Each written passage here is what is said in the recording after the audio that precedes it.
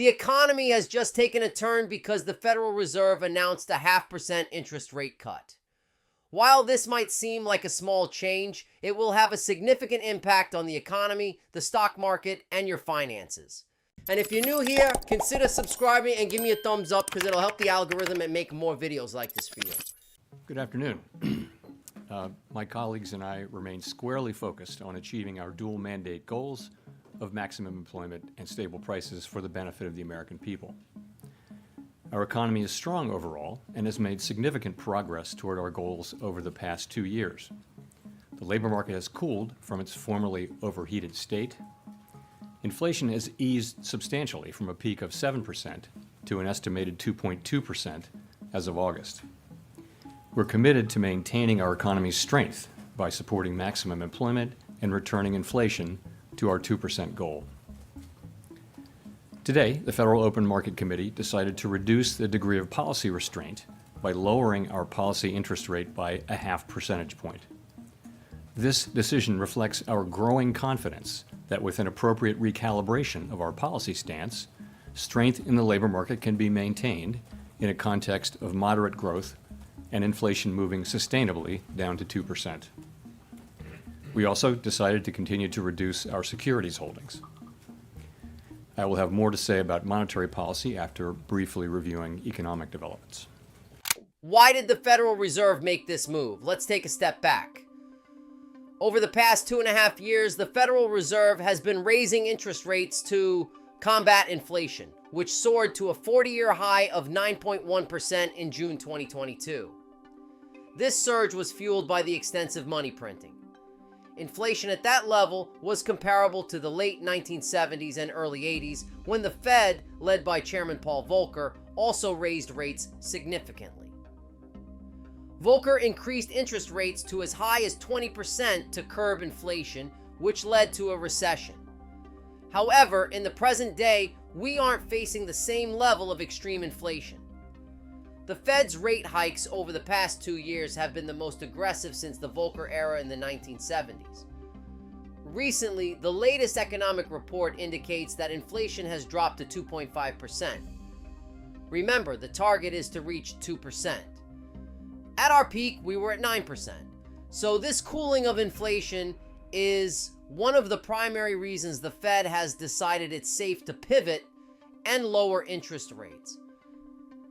They specifically adjusted the federal funds rate, which is the cost for banks to borrow money from each other, directly impacting the borrowing costs for consumers. Now, I want to share some intriguing data on what this change means for the stock market, dividend stocks, Bitcoin, bonds, savers, and investors. Historically, when the Fed has lowered interest rates, the stock market has generally performed well. According to a study by Schwab, in the 12 months following a rate cut, the S&P 500 has posted positive returns 86% of the time since 1929. Over the past century, a Fed pivot to lower rates has been beneficial for investors in most cases. However, it's not always a guarantee. 14% of the time, the market didn't react positively, often due to recessions. In those instances, the stock market has, on average, lost 15% in the first 12 months. As for the likelihood of a recession, the good news is that the stock market predicts only an 8% chance of a recession in 2024. The downside is there's a 56% chance we could enter one before 2026, making it a bit of a coin flip. Generally speaking, lower rates have helped boost stock prices because companies can borrow money more cheaply, improving their profitability. However, it's important to remember that rate cuts don't guarantee a stock market increase, since timing and context also play a crucial role. For instance, during the dot-com bust, even though the Fed lowered rates, the stock market still declined by 13% in the following 12 months.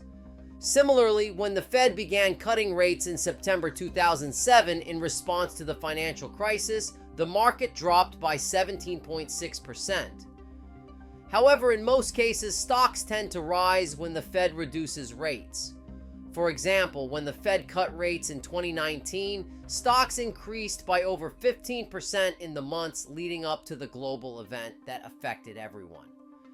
Additionally, after the Fed's emergency rate cut in 2020, the stock market surged by over 60%, reaching an all-time high. This data spans from 1976 to 2023, covering international stocks, U.S. stocks, commodities, REITs, bonds, and gold. As you can see, when interest rates are high, bonds tend to perform relatively well. However, when interest rates decrease, the U.S. stock market and REITs usually outperform the rest of the market. The key takeaway is that investing in stocks isn't as simple as rates go down, stocks go up.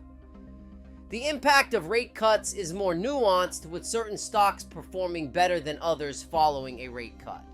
According to research from Schwab, dividend-paying sectors like utilities and real estate tend to outperform the broader market in a low-rate environment. This happens because these companies usually have a significant amount of debt, and lower rates reduce their borrowing costs, making them more profitable. Lower interest rates also positively impact bond prices. I like to think of bonds as a super stable, almost guaranteed return, much like a grandpa-like asset. As interest rates decrease, bond prices go up, making them more valuable. Gold has already seen a significant rise in 2024, increasing by 25%. At the start of 2024, gold's market cap was about $13.8 trillion. And now it's approximately $17.5 trillion. That's a $3.7 trillion increase. In comparison, Bitcoin's market cap is about $1.1 trillion, meaning that gold's market cap growth this year alone is 3.3 times the entire size of Bitcoin's market cap. This highlights how relatively small Bitcoin still is. For gold, that $3.7 trillion increase translated to its price rising from $2,000 an ounce at the start of 2024 to $2,500 an ounce in September 2024, a $500 increase. But here's the big question. Do you think Bitcoin could match gold's price performance? If Bitcoin were to experience a similar market cap increase, it could potentially go up by a factor of 3.3x. Taking it from roughly $58,000 a coin to around $174,000 a coin. However, this heavily depends on the Fed's monetary policy and future actions. For example, when the Fed slashed rates to nearly zero in 2020, Bitcoin surged from around $7,000 to over $60,000 by April 2021. This was also the period when institutional investors like MicroStrategy and Tesla started adding Bitcoin to their balance sheets, seeking alternatives to low-yield bonds, which significantly boosted Bitcoin's performance. Now, if you like this video, check out this next video right here.